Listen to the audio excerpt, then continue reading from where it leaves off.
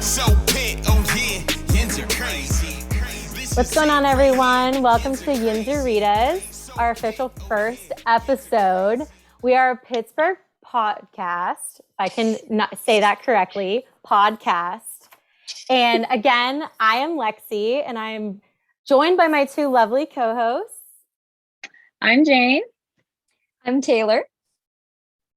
And we are here to welcome you guys to our first official episode and our first guest, who is the beautiful and the very talented Miss Joy Taylor, Pittsburgh Native.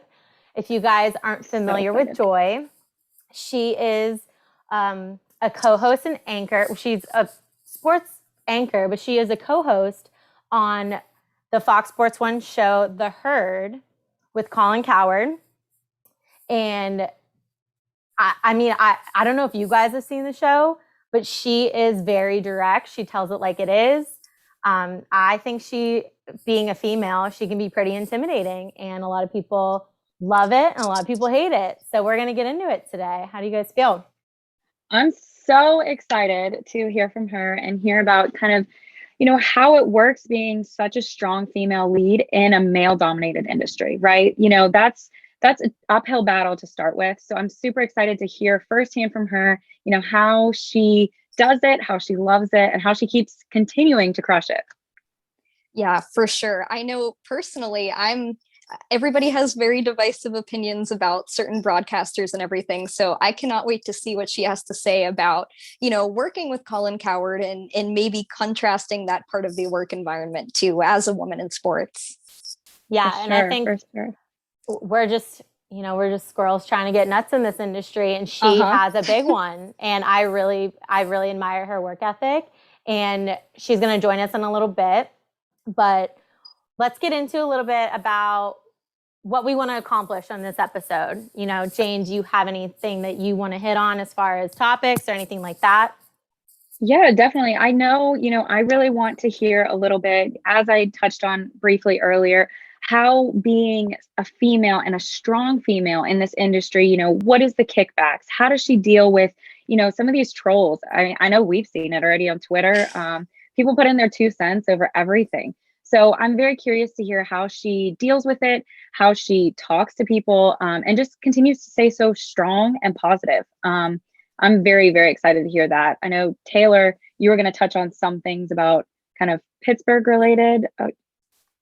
Yeah, I just love to learn about her transition from life in a place like Pittsburgh that we're all so familiar with to kind of working on the big screen and even working in radio and everything. I mean, such a big step and such a big change, because Pittsburgh's notorious for those things. But at the same time, shifting out of local media to major media is just incredible, and it deserves so much credit. So much credit. And go ahead. No, Jane, go. Oh, I was just going to say, I'm super curious, touching on that Pittsburgh, is she a Steelers fan? Is she continuing to be a Steelers fan? Does she have a new team? I'm curious to hear a little bit about that as well. Yeah. And all the Yinzers know that Pittsburgh is a huge sports town, but it's a small city, coming from a small city, coming from a smaller area and getting huge into the sports like ESPN, Fox Sports 1, and getting your own show and being a co-host. I would love to know, was that always her aspiration? Was that always her, like, I'm going to the top? Or, because I feel like she's still so young, and she has all these, I'm sure, bigger goals for herself than even where she's at right now. So I would love to, dive deep in with her. And also we're going to get into a little bit about some fun stuff. Some more about her on a personal level and what it was like growing up in Pittsburgh, and does she still visit here? And does she, like you guys said, we all know that growing up here, you're a Steeler fan on some level, even if they're maybe not your number one team, you do kind of inherit the fandom of the Steelers. And when you work in sports, or even if you play in sports and you grew up in Pittsburgh, I personally know some athletes that play on other teams, but they're from Pittsburgh, and they're still a Steeler fan. They're still a Pirate fan. They're still all these fans, even though that's not their team anymore. It's a So lifestyle. it is. It's like I said, They're it's in your secretly DNA. rooting. It's in your DNA. Like you can't shake it. You can't shake the black and yellow. So I would love to know more about that from her. She might not say that, she might not tell the truth or not, just based on her job. But I like to think that on some level, we always still like keep our home team in our back pocket. So I would love to hear that. And I mean, while we're waiting on her, we can just, I don't want to give too much of the show away because we only have her for such a little time. And I don't want to, you know, talk about everything we want to talk about with Joy right now. So speaking of Pittsburgh, how's the weather been up there? I'm still down in South Carolina, so things have been quite Jane's warm still on down vacation here. time. She's still on like beach time. Weather's so things have been great here. Yeah, the typical roller coaster, up and down. I can't wait to see what the rest of this week brings. I hear it's going to get cold and then warm again. It's warm, now it's cold. Like, you never know. You never know. And, you know, I always wonder how that works, especially for like the Pirates or these outdoor sports teams. You know, they're wearing hand warmers in their batting gloves on Tuesday. And then Thursday, they're wearing their short sleeve jerseys. I mean, how does that even work out for anyone? I mean, I can say from experience. Yeah, like I worked all the home games, and opening day I was in short sleeves and shorts, sunning. It was awesome. I was sweating. Not complaining about sweating, but I was sweating. And then the other day I had on a ski cap, hand warmers, I had feet warmers, I had double layers on everything. Because you have to not only factor in the temperature, but the wind chill is not forgiving. Oh my gosh. The wind chill is unforgiving. And you're right on the river, no matter where, if you're walking around, if you're just sitting there, you're right on the river. So it's always going to be a little bit colder. Walking, it's just like in that area, it's always at least 10 degrees colder than what it says. So you got to prepare. I'm telling you, I'm looking forward to the summer, you know, where people are cruising up on the boat. It is so warm. North Shore will be lively, and yes, I hope we have a summer that's like that. I know so much. I want it so much. Fingers crossed. I know. I feel like we're inching. Oh, and hey, we have our lovely guest with us. Hi. How are you? Just talking about Pittsburgh weather. Maybe you can get back to you can relate to us a little bit. But again, we are so happy to have you as our first guest. This is our first episode of our new podcast, Yinzeritas, here on yinzercrazy.com. Well, thank you guys for having me. The Pittsburgh weather, I hope, is nice right now. Is it being weird? It's nice right now. Surprisingly. But I hear this week's gonna get like a little, so I can't wait for that. Yeah, that's how Pittsburgh weather is. LA, not so much. LA is the same weather every single day. It's like 73 and sunny, and then we get a couple of days. Actually, Sunday was weirdly like 90 degrees, and then everyone freaks out. They're like, "What is this? It's supposed to be cool." So, yeah, Pittsburgh's good for that, like random 90-degree weather, and then it'll snow 2 days later. Yeah, that's what I hear is happening this week. So that should be fun. Again, so let me introduce myself. I am Lexi, and then my two lovely co-hosts here. I'm Jane. Nice to meet you. I'm Taylor. It's nice to meet you. Nice to meet you, ladies. And just before you popped in here, we just briefly talked about, you know, your background and your show that you're on. Pumped you up weekdays at noon. Is that right? Yes, on the Herd at Fox Sports 1. Definitely check out Joy there. And I think what mainly you're on here for is because you're a Pittsburgh native. You are a successful female in the sports industry. And that is definitely, I know for me, for definitely Jane and Taylor, it's inspirational to look up to. And it means a lot to have you sit down with us and to take time out of your busy day. I mean, I follow you on social media. I know you're always moving. You're always you're always doing something. So I really, really appreciate you taking the time for us. No, I appreciate you guys having me.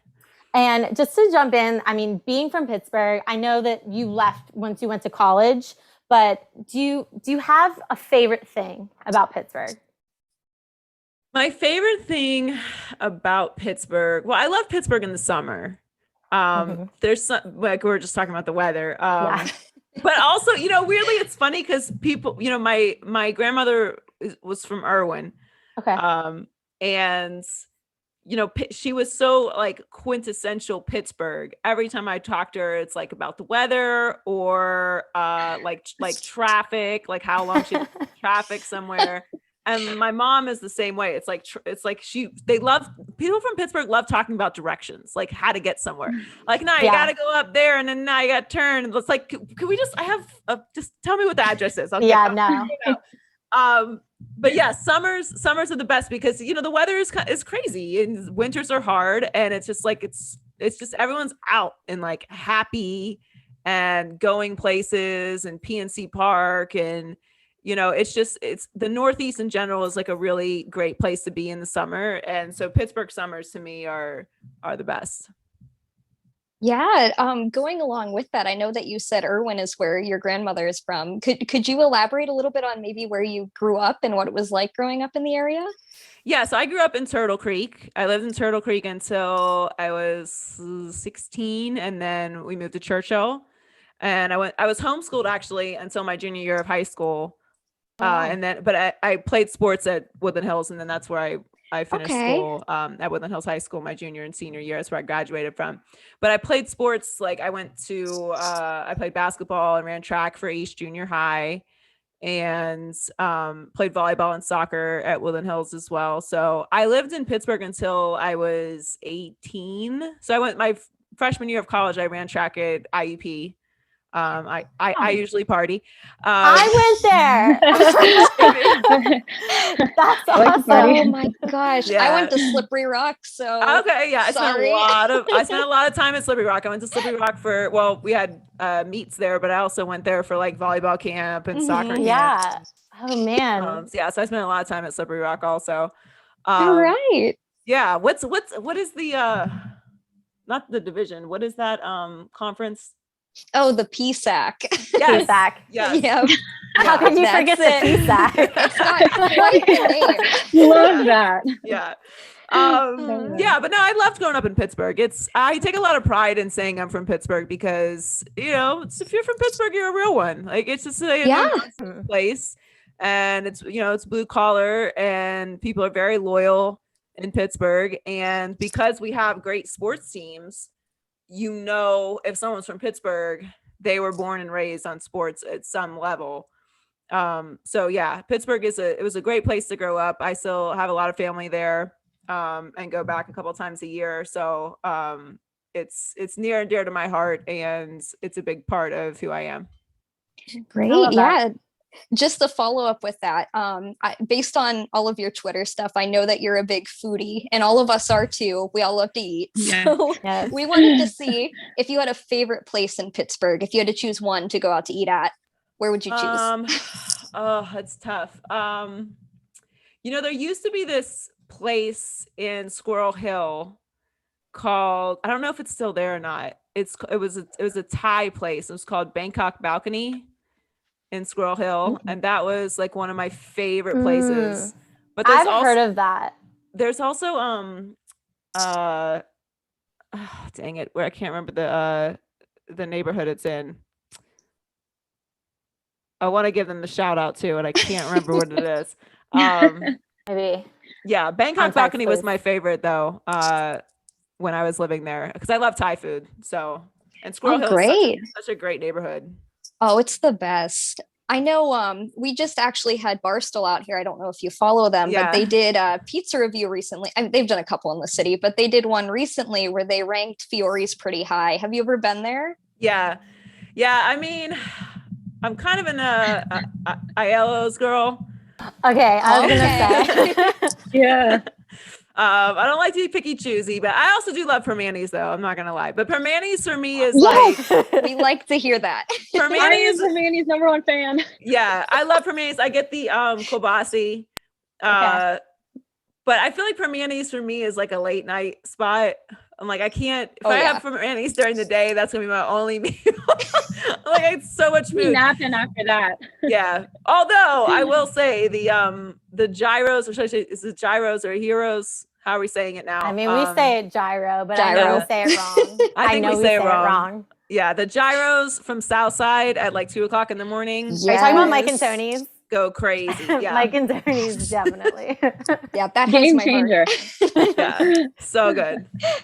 Oh, well, speaking of other Pittsburgh icons, then one more follow-up for you. If you had to pick one sports team from Pittsburgh, and I might know the answer to this already, what do you think your favorite would be? It's the Steelers. I thought so. Yeah.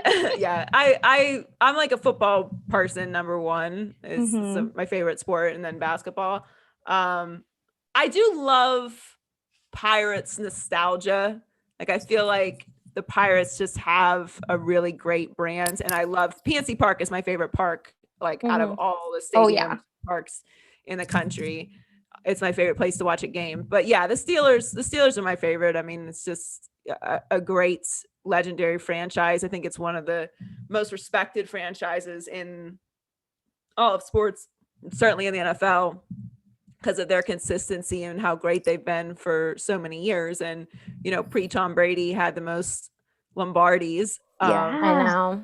So, and I was happy to see that they extended Mike Tomlin today. I mean, I had no thoughts that they were going to move on from Mike Tomlin. Of course not. That's not what the Steelers do, nor would it have been deserved in any way. So it wasn't a total shock, but that's what the Steelers are. They're just a very consistent franchise. Sometimes it does frustrate me a little bit because I have probably higher expectations than I should for the Steelers at this point. But yeah, I mean, how did you feel going 11-0 and then all of a sudden put the brakes on and then we start to go down the ladder? That was heartbreaking for me. Yeah. I mean, I loved the 11-0 run, but it did always feel like a little bit of fool's gold, because usually when you have a team that is that dominant during the regular season, it's because they look dominant, there's something about it's like the Patriots, or when the Panthers with Cam Newton had that run to the Super Bowl. It's like, oh, it's obvious why they're crushing everybody. And it always felt like I can't quite figure out why they're not losing at least some of these. So it was a very disappointing end to the season. But there were a lot of factors in that happening. Like there's no run game, which is not the Steelers' identity. And you should have a run game when you have someone as old as Ben Roethlisberger playing quarterback. Even if not, it's unreasonable to ask any quarterback to throw 50 times a game. Yeah. That's not gonna for sure. Yeah. And it's hard without a line too. I mean, our line was kind of in shambles last year. Yeah. And, they lost significant pieces on the defensive side as well. So it started to look like, once those injuries started to kick in, it was like, all right, the wheels might fall off this really quickly. And unfortunately they did. It was just like, it would have been easier to swallow had that loss not been such an ass kicking to the Browns. Oh, I know. So that was some extra salt in the wound, but the worst possible. Yeah. But it's, I never feel like the Steelers are out of it. This year, I'm like, I really don't know what to expect, because I wanted them to be a little bit more aggressive in the offseason, and the Browns were extremely aggressive. And as we know, that division is very tough. I mean, I always stick up for the AFC North because everyone talks about the NFC West, which is obviously a very tough division. But I'm like, hello, the AFC North had 3 teams in the playoffs last year. Like, it's a legitimate division, and Joe Burrow's going to be back next year, so it's it's only getting more difficult, which is what worries me about the Steelers this year. But they're always in it. Yeah, it's crazy stuff. Yeah, I mean, going off of that, what would you like to see here with the Steelers in the draft? What is your kind of thoughts on that? Well, I feel like they have to go defense just because of the pieces that they lost. But they need a running game. Like, they really haven't had a consistent running game since Le'Veon Bell left, which I thought was a mistake on both parties. Like, I'm never telling somebody how much money to make, especially as a woman. Love that. But I do think, you have to look at the bigger picture of like, what are you giving up, to get the bag. And I felt like Le'Veon would have been in the best situation to stay with the Steelers, and the Steelers probably should have paid him. Sometimes I think teams get a little skittish about paying running backs, and it's like, but is any team really successful without a running game? Right. In the postseason, especially. So I think they got to invest in the running game. The offensive line So do you think that would be more of like a first round pick? Because I don't think the Steelers, I mean, I looked historically and they do not draft a first round running back. Like they just don't do it.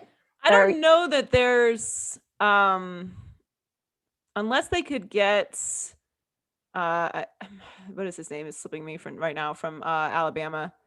Harris. Harris. Najee Harris. Mm-hmm. Yeah. If they could get Harris, I don't know if they'll be able to get him at that spot.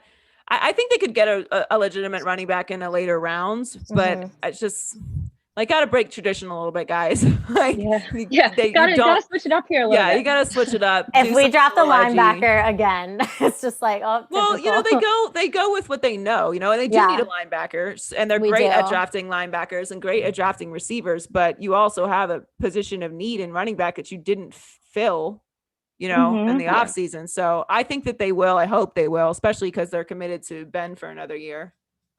Yeah, he definitely another needs it. How do people in Pittsburgh Pittsburgh feel about that?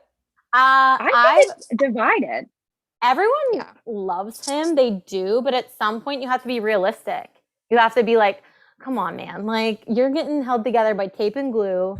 Like, what? I mean, how long are you going to keep doing this? And then it's like, you saw just his play towards the end of the season. It was just like 5 interceptions a game for no fault of anyone but his own. And it's just like, I don't know how long you're going to keep doing this. I mean, you look at Tom Brady, who is in pristine health, like condition. Like, I know he had like a knee injury, how many years ago, but it seems like every year Ben is struggling or playing with a broken ankle, broken hand, broken I think something. it goes down to the agility, right? Like you got to be these guys coming in straight out of the draft are young, they're fit, they can move quickly. And if you're, to your point, always getting taped up and glued up, man, come on. We got to do something different here. I don't know. I love the guy, but I agree with you because I mean, Pouncey retired, that's such a huge step because those two were just like glue. So it's hard for me to imagine. I think he's got this last year left in him. He could probably surprise us. But I really think that might be it. This might be his chance. I also give him one more. I wish that they had invested in someone like Sam Darnold. Just, have a backup plan. I don't like Mason Rudolph. Yeah, I don't think he's our second. I don't think he's our backup. A lot of people like Dwayne Haskins, which I don't know about Dwayne Haskins. I think, obviously he's incredibly immature. So being in an organization like the Steelers will benefit that. At least he's going to have some structure, which, I think he had a little bit of structure with Ron Rivera last year, but it just was like not the situation for him. So maybe that will change, but I don't really love him from a skill set anyway. I was surprised actually that they did not do anything at the quarterback position after the way that season ended, which is why all the more reason why I'm like, well, if you have Ben, who's like falling apart physically, and now you're asking him to throw 50 plus times a game, he doesn't run around big. He does. Yeah. And it's like, what do you want? He's not Lamar Jackson. Yeah. He's not even like, you gotta have, I don't think Baker is really that mobile, and he like, at least he's young, you know what I mean? So I just like the formula works. If he was really, an active, agile guy or was some fitness freak like Tom Brady, then I would have less anxiety about it. But he's just like this big monster, and like walking around like he's like stuck in peanut butter. And you're asking him to throw 50 times, and he's injury prone at this point, and he has no offensive line. He has no running game. So it's like, what's the formula here, guys? None of this There's no recipe for that. I think this year will just be the most interesting pivotal year yet. I'm excited Juju's back though. I'm excited that yes. I was very, very happy when he came back and pretty much like gave the deuces to all these other teams and was like, nope, like I'm staying. So I was very excited about that. I know he's also a split likable type of guy. Some people. I love Juju. I think Juju, I do too. I think he's a great Steeler. I think he's a good guy. I think people look. I'm not a massive TikToker. I get it. But I I I think don't people have all forget day. he is so young. People forget he's Yeah, a he is kid. young. He is, Like- and like even if he wasn't, so what? It's TikTok. Everybody Have takes fun. everything so seriously. Like, yeah. oh, he's dancing on the logos. Like, so what? What, Yeah, have what fun. are we, baseball now? Like, who cares? Oh, Yeah. if Who if Lighten you up look a at his little. numbers, yeah, It's his always- numbers look good. Well, I mean, look, he's probably not a number one receiver. He's more of a Right. slot receiver. It's just his name, his brand elevates him into that space, which changes the expectations for who he is as a player, which is probably unfair. That's what Juju is. And Yeah. I'm glad he's back because he obviously has a connection with Ben, and you want to have some consistency when you have so many other things that I just mentioned that are not really in place for next season. So that's nice that you have him there. And they have a lot of weapons. They have, Chase Claypool, like they don't ever have a problem at receiver. So, we know that that's in place. So with Juju, it's like, I don't get really the animosity towards Juju. I think it's really silly. Like, it's so get off my lawn. I think it's people silly. take things too serious, like they're too serious. But they're I do not wanna even ask you serious a few though. Like they're questions. just no, like they're it's just not subtweeting. They're just Juju's fault. subtweeting. He's a better dancer than you. Like, get over it. yeah, chill. We do have some, questions we want to ask you kind of about how you got to where you are. Like we've all kind of mentioned, definitely inspirational to all of us, being such a strong female lead. We love to see it. We did notice that you graduated with your degree in broadcast communications. Did you know you always wanted to work in sports? Was there other avenues you kind of explored? Walk us through that a little bit. Well, I always loved sports, obviously, growing up, and played sports and was around sports. So that was always going to be, something I was interested in. And my first internship was at 560 WQAM, as a sports station in Miami, where I went to school at Barry. So that was my first internship. And I don't know if you guys have ever worked on a sports talk morning show, but it's obviously very early. So that was a good entry point into for like in college, learning the business. I'm going to school in Miami and like partying on South Beach and then going and doing an internship at 6 a.m. Which ironically is the same, pretty much the same hours that I worked for the rest of my career. But yeah, I also did an internship at Power 96, which is similar to Kiss FM in Pittsburgh.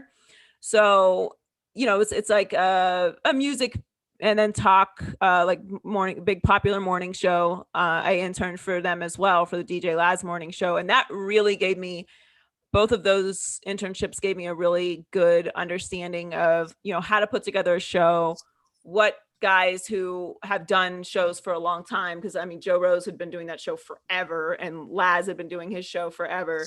So how they prep for their shows, what their audiences are interested in, how they relate to, if you're doing local, kind of leaning into the city and really embracing everything that makes a city unique, and what they like to hear and talk about, and how to do an entertaining show, because at the end of the day, it's very important to be knowledgeable and prepared. And you can have all the statistics and information and knowledge in the world, but if you don't deliver it in an entertaining way, it's not going to resonate. It's not going to connect.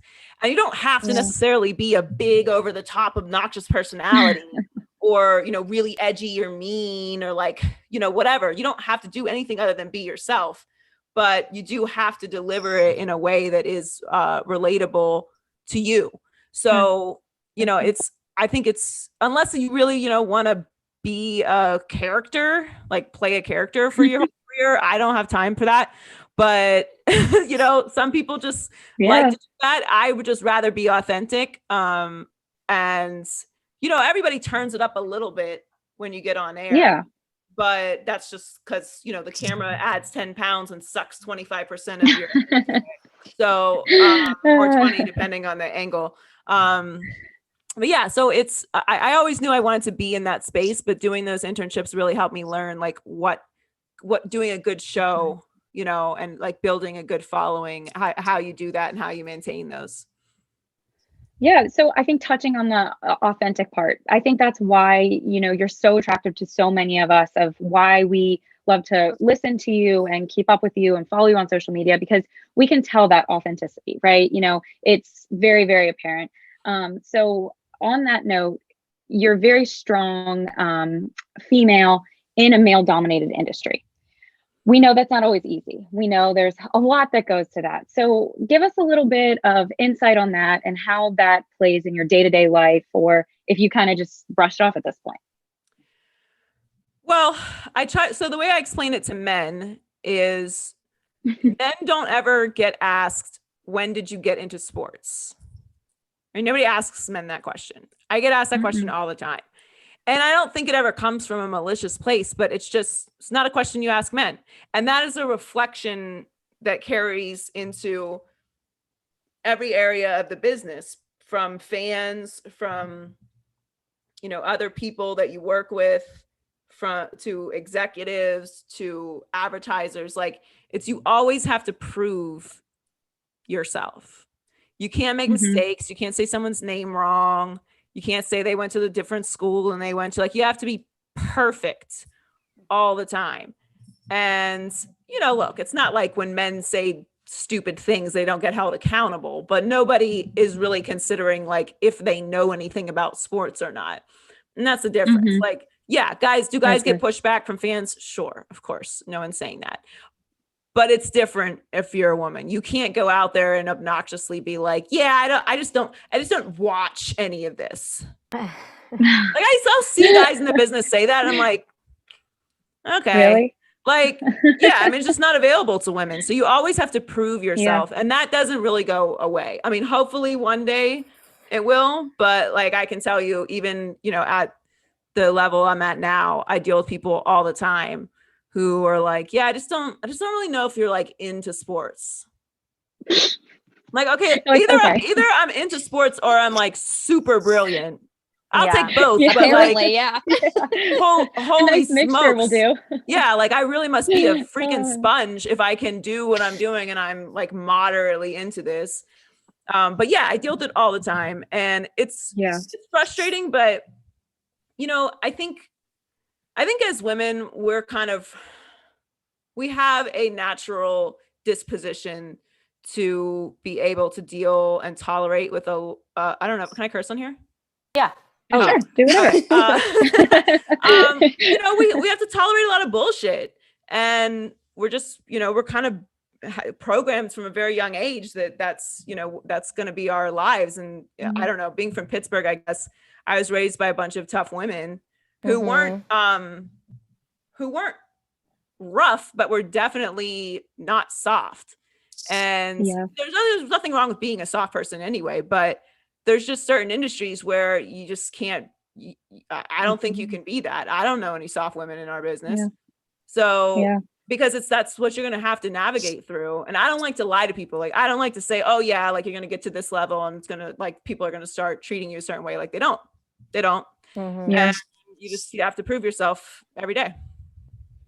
So on a lighter note, I was on Twitter, and one of your tweets made me literally laugh out loud. It was, I think you incel boys forgot that I was a college athlete. So yeah, I'm going to support women's sports. I wouldn't be where I am without women's sports. I know I laughed out loud when I saw that because I played college soccer, and, I wouldn't have half the knowledge and willpower and, all the things that come along with playing a sport if I didn't play a sport. And I think it's really funny when people put that 2 cents in and say, oh, did she even play a sport, or how do you even know that? So I definitely appreciate those tweets. I think they are great, and I think they're hilarious. I know the other girls thought the same. So we thank you for that. Yes. Well, no problem.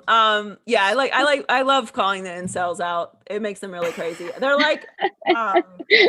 I don't know. It's like throwing what was that word? Chum to the sharks or something. Yeah. Well, yeah. If you don't know what it is, they're involuntary celibates.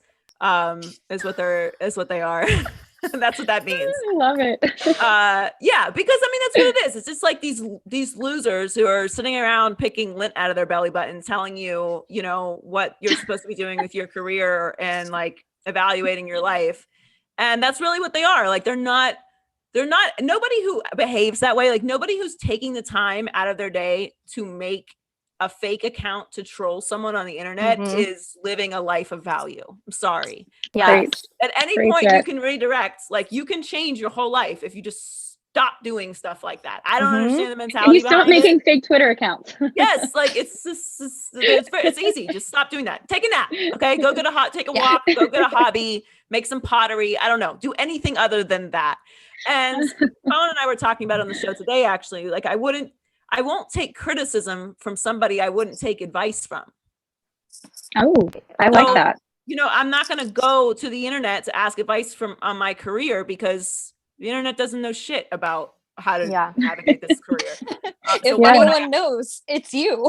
right. So why am I going to ask you? Like, I wouldn't ask you for that Yeah. advice. So why am I interested in your criticism? And I love interacting with fans.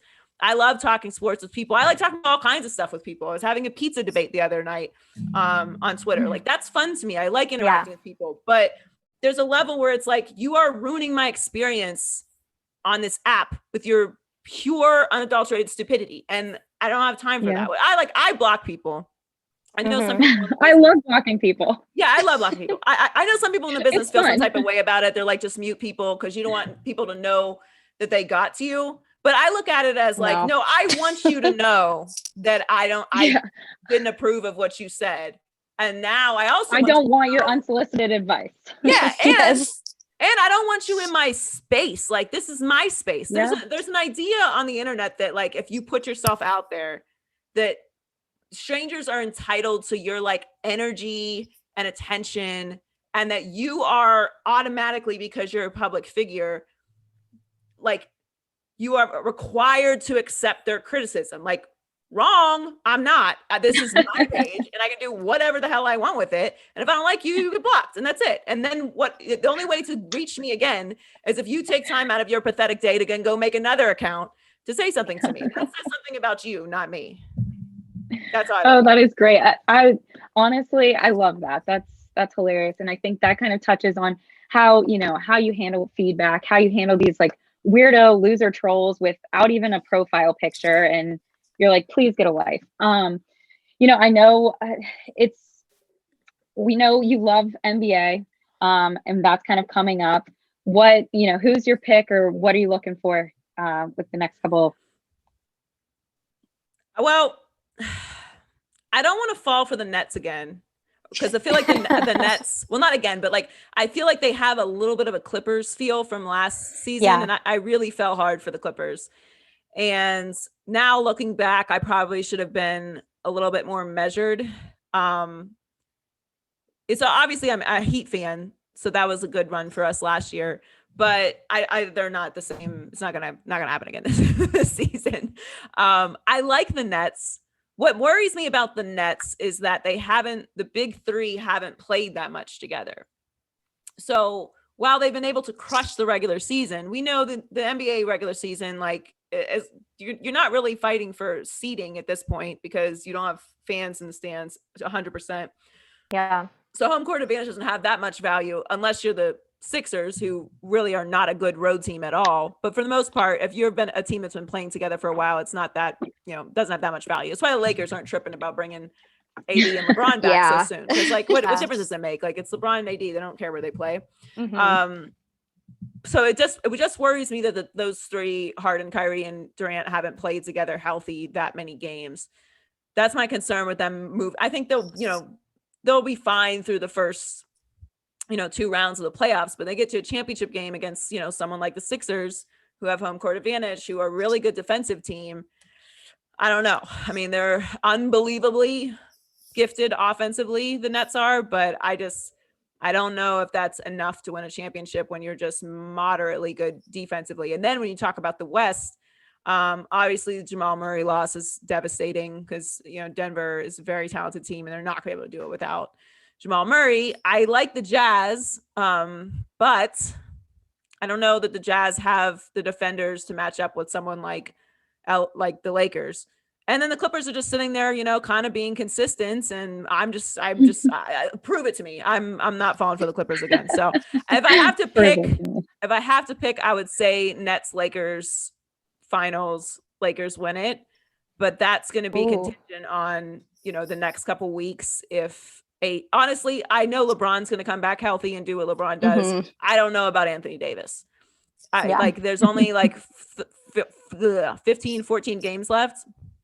So he's got to get back in basketball shape and be, you know, kind of oiled up and ready to go for the playoffs. And I just don't know if I can trust him physically, because, you know, when you're coming off of injuries like that too, you're overcompensating, and, you know, so I just, that worries me. LeBron doesn't, but AD does. So if I have to choose, everyone's healthy, all things equal, I'm going Nets, Lakers, and I'll pick the Lakers.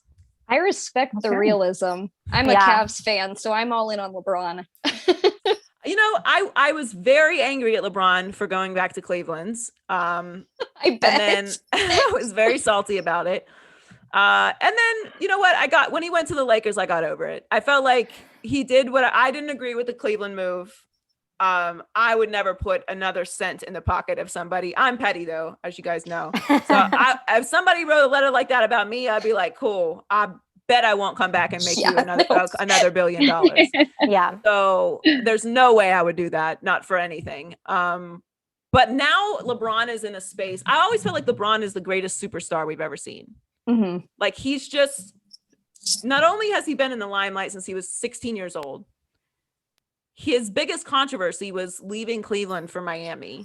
Right. It's absolutely crazy. Think his positive influence is just so insanely hard to even measure, with all of his charity and everything he's done in each community he's been in. And he just never gets in trouble. No, he's larger than life. All of us have something. Like, Olivia Pope from Scandal couldn't manage my PR disaster if I was like that big of a deal. And he's just like, he has great people around him. He has a great family. He is the face of a league that is covered and followed internationally. Yeah. He's made millions and millions and millions of dollars, could do whatever he wants. And he's just like consistent. It's really remarkable. All of our stars, Michael Jordan had controversies. Tiger Woods, obviously, controversies. Like, you can point to any superstar who's been involved in some kind of PR, something or other. And he's just always consistent and intentional. It's really always been really remarkable to me, because I love MJ. Like, MJ is my favorite athlete ever, but you know, he's flawed. It doesn't make it, like, he's human, obviously. And I'm not saying LeBron isn't flawed. I'm just saying his ability to manage his career for as long as he has at the level that he has is really impressive. Yes. Yeah.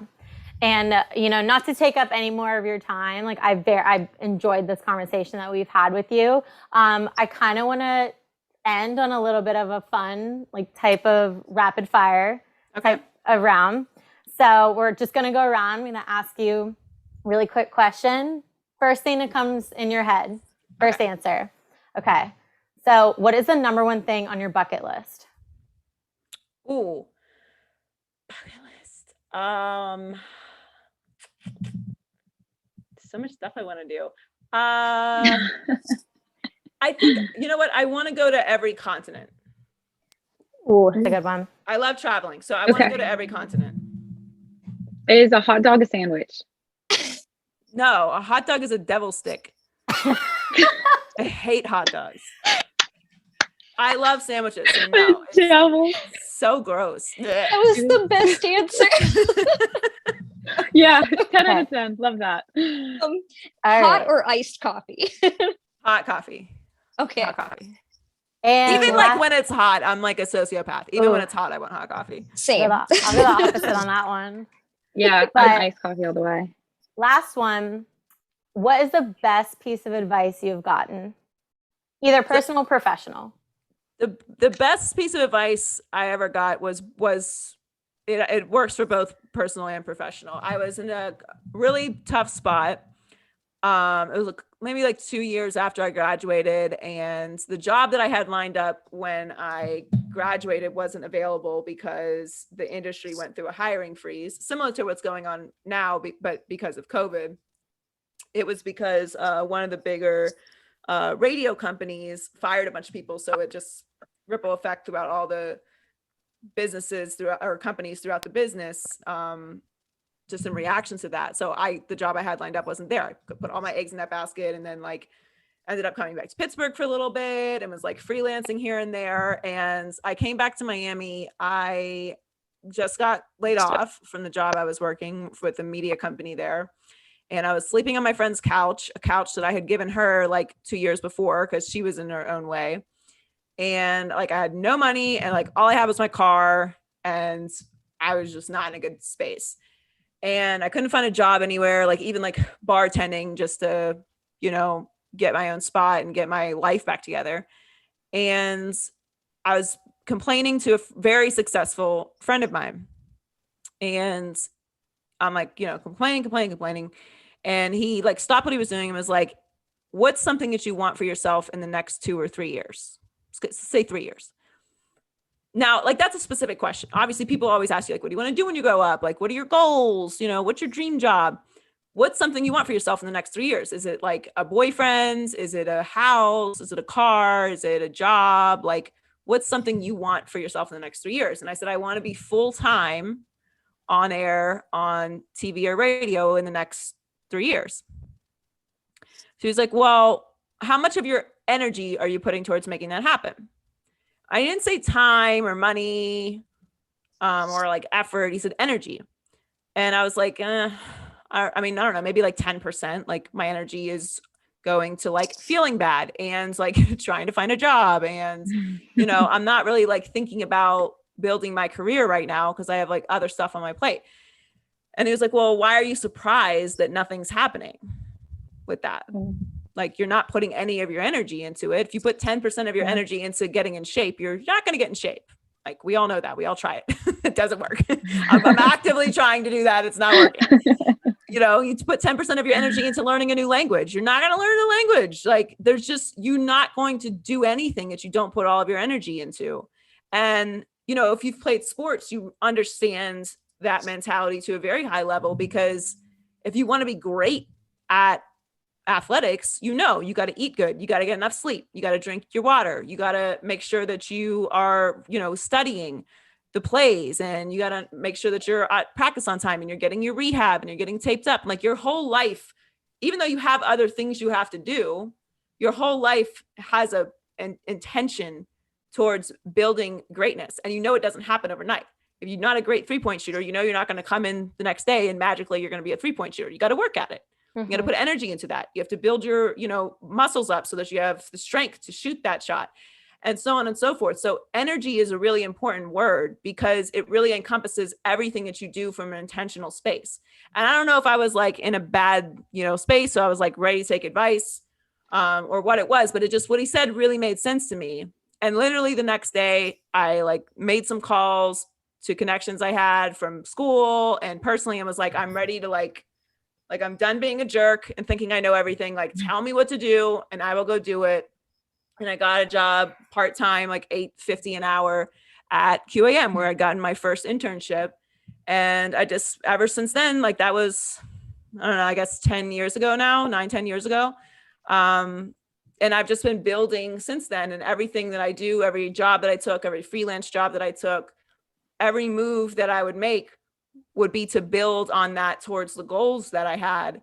And it's amazing when you really focus on something and you really put your energy to it, and other people around you know that this is what you're trying to do, what comes to you. And that's not to say that there's not going to be roadblocks or people aren't going to tell you no, or things aren't going to work out exactly the way that you want to, but nothing ever does. So you know, you have to be committed, fully committed to your dream. And there's, you know, I like to study successful people. And what one common thing that anybody who's done anything great is that they were relentless in the pursuit of that goal. Kobe, MJ, Muhammad Ali, Flojo, Tiger Woods, you know, Serena Williams. There's so many examples of people, Prince, you know, just an obsession with what it is that they do and the accomplishments that they wanted to make. And sometimes you have to be selfish, and sometimes you have to sacrifice things that you might want to do. But in the end, if it's truly your like heart and mind and spirit's goal to accomplish something, you have to put all of your energy into it, not halfway, not a little bit, not on the weekends, or like it has to be something that you're obsessed with. Healthy, of course, but you know, putting all of your energy into something is really, that's the best advice that I've gotten. That's awesome. I think everybody on any level can relate to that, no matter what you're doing. I couldn't agree more. I mean, I know I get lazy in times where I just want to say like, woe is me. Like, why can't I do this? But I do nothing to make it better. So couldn't have said it better myself. I don't want to keep you any longer. I enjoyed you so much on the show. I know Jane and Taylor, feeling is mutual. Thank you so much for coming. Thank you so much. Being our Thank first you. guest. I appreciate you guys having me. It was really, it's nice to see an all ladies show, Jane, Taylor, and Lexi. And I love my Pittsburgh ladies. So thank you for everything. It was great to be on with you. And good luck on the podcast and the show. Good luck with everything you Thank do. you. Thank you so much. Thank you. Thank you. Bye. Bye. Bye.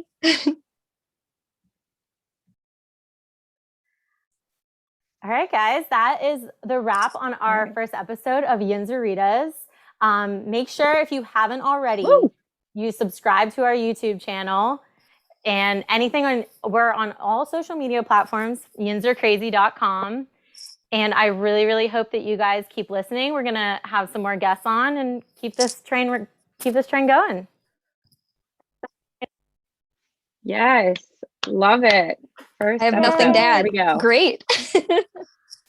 I mean, I'm going to just say one thing. That takeaway of the blocking, I related to that on a personal level, on another level. I mean, I love that from her. So that was great.